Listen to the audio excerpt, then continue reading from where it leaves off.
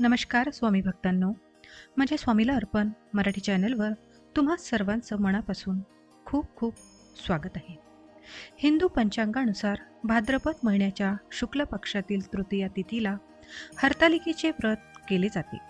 महाराष्ट्रासह भारतातील अनेक राज्यांमध्ये हे व्रत विवाहित महिला पतीच्या कल्याणासाठी, दीर्घायुष्यासाठी आणि कुमारिका उत्तम वर मिळावा यासाठी करतात. असं म्हणतात, या व्रताची सुरुवात देवी पार्वतीने महादेवाला प्राप्त करण्यासाठी केली होती.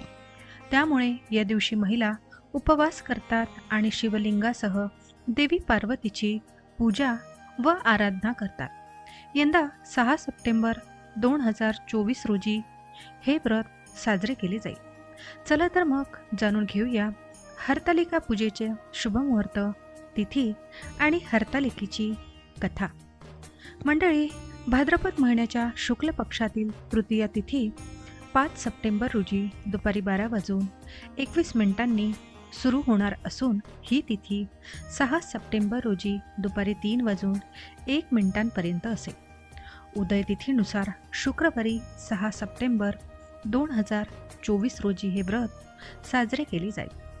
सकाळी 6:02 पासून ते 8:33 पर्यंत असेल. तसेच या हरतालिका पूजेचा शुभमुहूर्त कालावधी 2 तास 31 मिनिटे असेल. हरतालिकेचा ब्रह्ममुहूर्त असेल सकाळी 4:30 पासून ते 5:16 पर्यंत असेल. अभिजित मुहूर्त असेल सकाळी 11:54 पासून दुपारी 11:44 पर्यंत. राहू काळ सकाळी 10:45 पासून ते दुपारी 12:19 पर्यंत असेल. यंदा हरतालिकेच्या दिवशी रवी योग, शुक्ल योगासह चित्रा नक्षत्र असणार आहे. हे नक्षत्र खूप शुभ मानले जाते.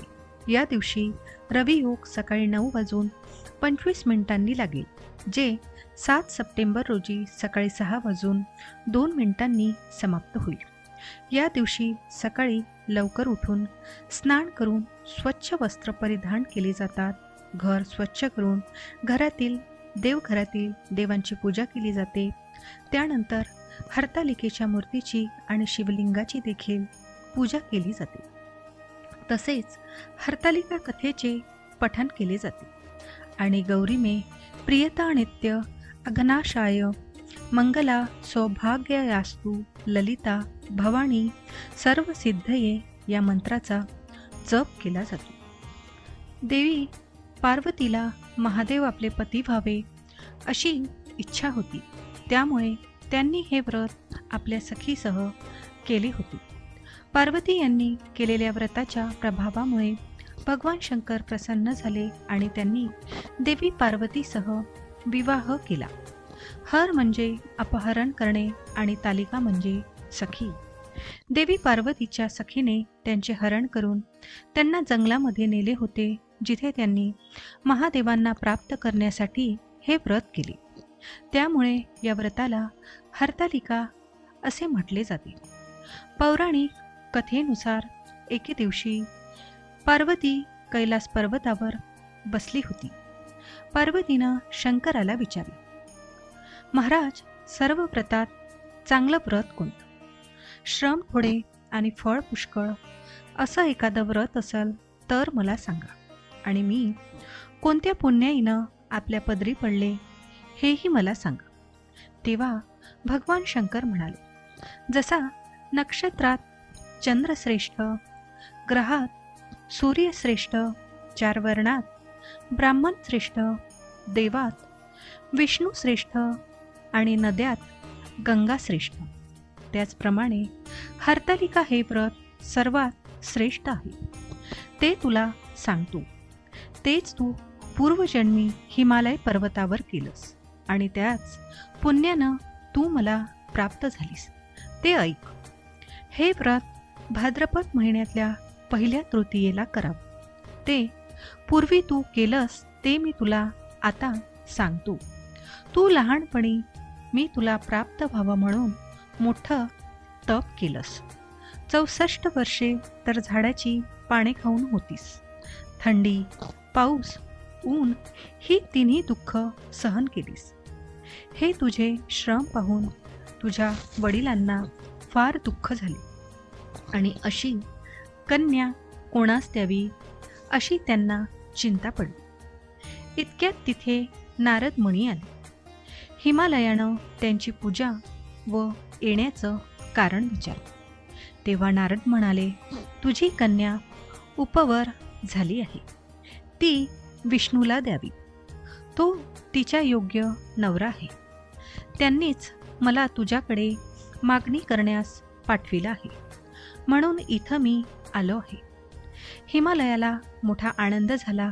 त्याने ही गोष्ट कबूल केली. नंतर नारद तिथून निघून विष्णूकडे आले. त्यांना ही हकीकत कळविली व आपण निघून दुसरीकडे गेले.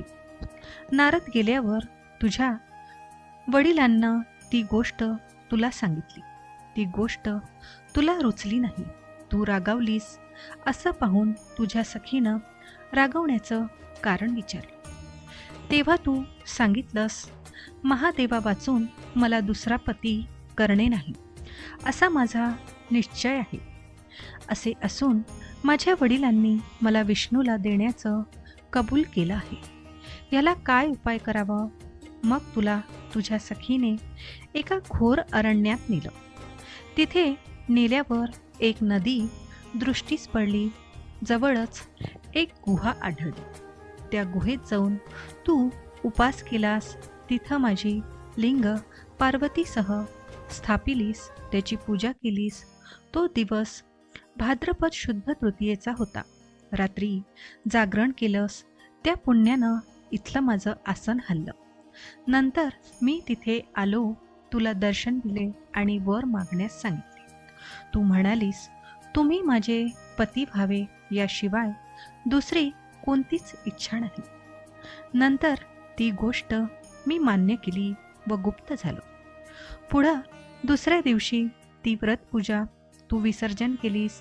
मैत्रिणीसह त्याचं पारण केलंस. इतक्यात तुझे वडील तिथे आले.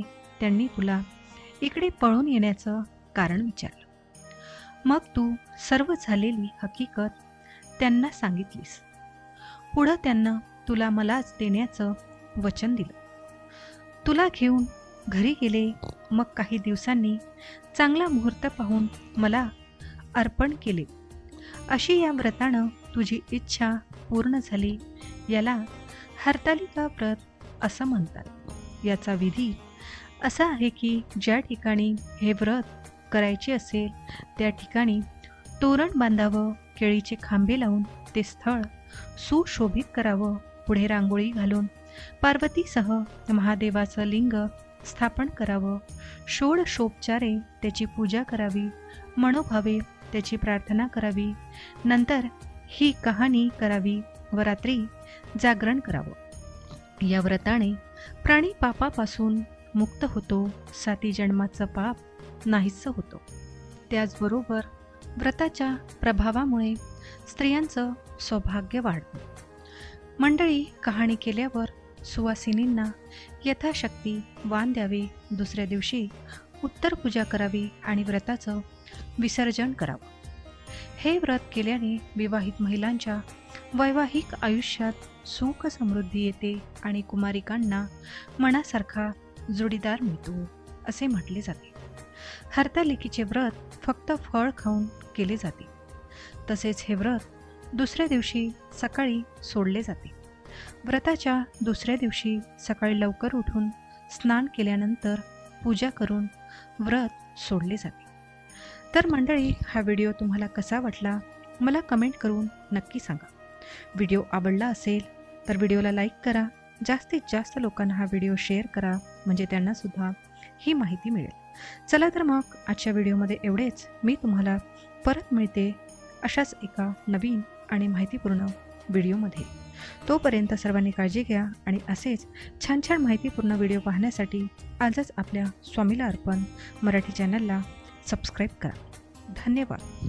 श्री स्वामी समर्थ. जय जय स्वामी समर्थ.